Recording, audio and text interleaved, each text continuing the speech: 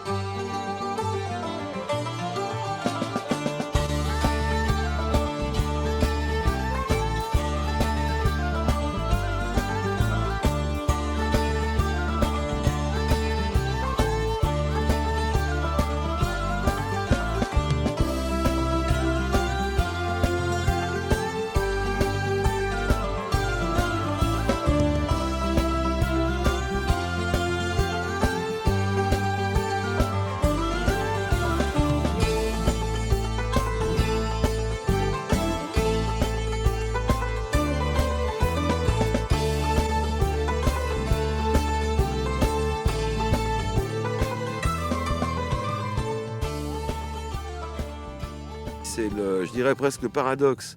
Le fait qu'on a chassé la bécasse dans des conditions qui ne sont pas les conditions de chasse traditionnelles en France, où on chasse au chien d'arrêt.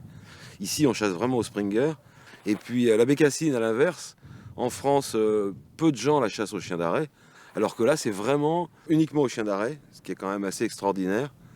Et encore une fois, dans un cadre, dans des paysages qui sont inhabituels pour un bécassinier en France.